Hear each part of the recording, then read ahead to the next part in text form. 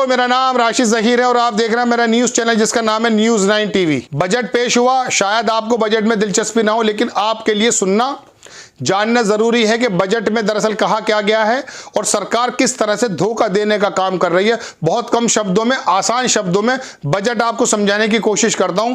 समय दे दीजिएगा, 2-5 मिनट में सारी बातें क्लियर हो जाएंगी। राहुल गांधी ने लोकसभा के अंदर तमाम इनके चीथड़े उड़ा दिए और कहा कि आप लोग दो तरह के हिंदुस्तान की तरफ बात करते हैं।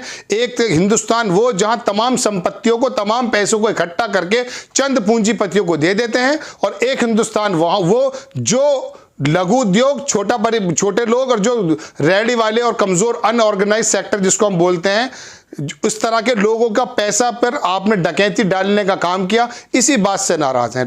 राहुल गांधी ने लोकसभा में यह भी कहा दर्शकों कि तुमने चंद लोगों के हाथ में कितना पैसा दिया।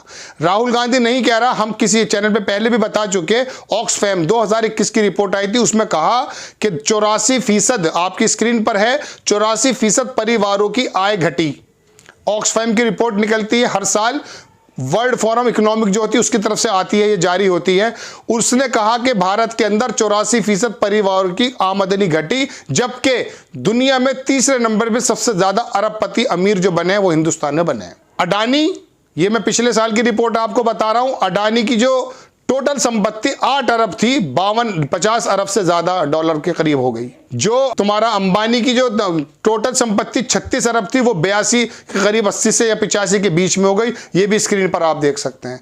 ये असमानता, ये जो एक रिपोर्ट है ऑक्सफैम की, ये भारत के अंदर शिक्षा के क्षेत्र में, स्वास्थ्य के क्षेत्र में और सामाजिक क्षेत्र में, रिलीजन के क्षेत्र में भी जो असमानता बढ़ती है उसके बारे में इशारा करती है। तो ये हालात तो हैं जो राहुल गांधी ने लोकसभा में गिनाए। अब उनको क्या किया, उन्हीं की भारतीय जनता पार्टी के आईटी सेल ने उसको बदनाम करने की कोशिश की, क्योंकि ये अक्सर मुद्दे से भटकाने का काम करते हैं। दर्शकों, ये कहते हैं कि राहुल गांधी ने यूनियन ऑफ स्टेट्स कह दिया, यानी कि भारत को तमाम के तमाम सूबों का संघ बता दिया। तो इसमें कोई गलती भी नहीं है। आप स्क्रीन पर देख सकते हैं, कॉन्स्टिट्यूशन ऑफ इंडिया के अंदर यूनियन ऑफ स्टेट्स ही शब्द है। लेकिन राहुल गांधी की पर्सनैलिटी को डिफेम करने के लिए अमित मालवीय, जो भारतीय जनता पार्टी का आईटी सेल को चला करके हजारों करोड़ अनबक बना चुका है, दिग्भ्रमित कर चुका, उसकी शरारत यह है। इससे साइड में रख दीजिए, ये तो उनकी शरारत है और राहुल गांधी का कथन। अब मैं आपको बजट की बात बता देता हूं दर्शकों। 22 लाख करोड़ रुपया टोटल बताया गया कि जो जनरेट होगा, जो रेवेन्यूज आएंगे, जो भारत सरकार लेगी। देखिए बजट क्या चीज है, पूरे साल का जो खर्च हुआ है, पूरे साल की जो आमदनी, इसका लेखा जोखा, इसको बजट बोला जाता है। अब भविष्य के अंदर क्या होना, ये भी एजम्पशन बताए जाते हैं।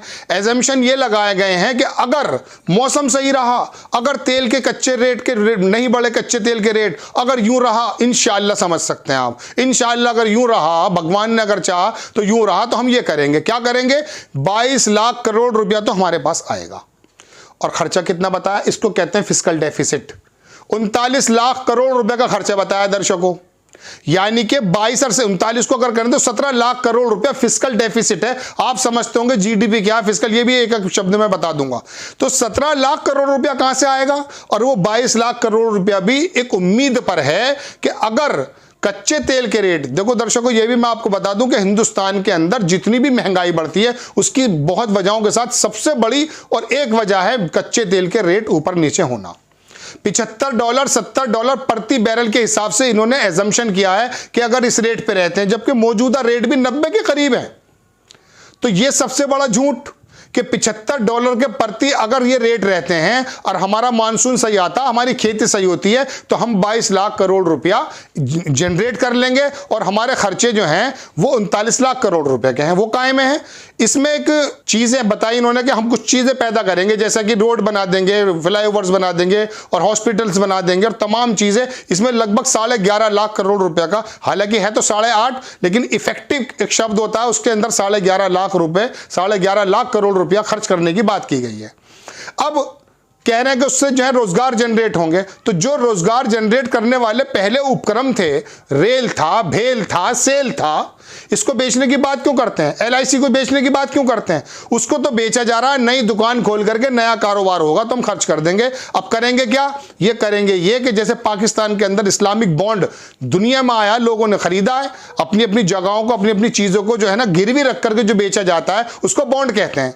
ये बॉन्ड निकालेंगे, दुनिया से पैसा उठाएंगे और उठाने के बाद फिर खर्च करेंगे। लेकिन पिछले बॉन्ड इन पे तैयार हैं, जो मैच्योर हो चुके हैं, जो 10 साल 15 साल में हो चुके हैं, उनको पे भी करना है। एक ऐसा बजट पेश हुआ है कि जिसके अंदर मनरेगा, जिसने कोविड के अंदर तमाम लोगों को, ये कहा था प्रधानमंत्री नरेंद्र मोदी ने, 1 मिनट और लूंगा, आपका समय बहुत कीमती है, लेकिन शायद ये काम की बात आ जाए, चूंकि आपको जानना चाहिए। योगी की ठोक दो और अखिलेश की बातों के अलावा हमारे और आपके हाथ में कटोरा आने का किस तरह का प्रोग्राम बनाया जा रहा है, उसके बारे में जानना जरूरी है। तो ये तमाम बजट जो है वो इस तरह का है कि मनरेगा की तो मजाक उड़ाई गई थी, फिर उसका कोविड में बजट 60,000 करोड़ से लगभग शायद 90,000 करोड़ रख दिया गया था, अब उसका तो घटा दिया गया है। और दूसरी बात दर्शकों मैं ये बता दूं कि वो 73,000 करोड़ कर दिया, यानी कि गांवों के अंदर भी जो बेरोजगारी दर है वो भी बढ़ गई 5.2 लगभग 5.4, और शहरों की जो बेरोजगारी है वो 8.2, यानी कि बेरोजगारी की दर बढ़ती जा रही है गांवों में और शहरों में भी, और शहरी रोजगार की कोई सीमा नहीं लेकर आए। इस तरह से बजट की बातें कि पूछेगा कौन?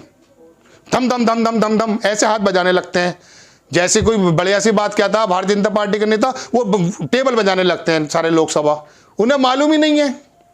ये लोग सरकार चलाने वाले वो हैं कि जिनका मुख्य आर्थिक सलाहकार पिछले साल कार्तिक, वो तो छोड़कर चला जाता है। नया संजीव सानीवाल जिसने बनाया है, लगभग संभवत उसने ये बनाया पढ़ा किसी और ने, जिसने 2 दिन पहले ज्वाइन किया है। अब आप एक नए आदमी को दुकान पर बैठा के ये कहते हैं कि साहब हमारा पूरे साल का लेखा जोखा पढ़ के सुना दो, संभव है? नागेश्वरन नाम है शायद उनका, अब ये शायद ये पुराने संजीव सानीवाल चले जाएंगे। तो मुख्य आर्थिक सलाहकार छोड़ के जाते हैं, या उनको हटा दिया जाता है, या उनके बस की नहीं होता। आलम ये है, और ये बातें करने की जगह हो यूं रहा कि हम बातें क्या करते हैं, हम बातें ये करते हैं कि इस बार सरकार इसकी आ जाएगी, सरकार किसी की भी आ जाएगी। कर्ज के तले आप और हम दब चुके हैं। 84% परिवारों की आय खत्म हो चुकी है, कम हो चुकी है, और अनऑर्गेनाइज सेक्टर 94% के करीब वो है, और तमाम उन लोगों के हालात बहुत ख़राब हैं। बजट के अंदर ये बातें बताई गई हैं जो आपको बतानी ज़रूरी थी। ये बजट ऐसा है, और गरीबों के लिए इसमें कुछ खास चीज़ नहीं है, शिक्षा के लिए कुछ खास चीज़ नहीं है, स्वास्थ्य के लिए कोई खास चीज़ नहीं है। और बताया ये जा रहा कि साहब हम 11.5 लाख करोड़ रुपए के ऐसे उपक्रम लगाएंगे जिससे कारोबार पैदा होगा और जनरेट होंगी नौकरियां, और पुराने में नौकरियां खत्म होती जा रही हैं। ये है बजट की टोटल कहानी। और राहुल गांधी जब इस बात को उठाता तो उसकी मजाक उड़ाई जाती है, उसको डिफेम किया जाता है।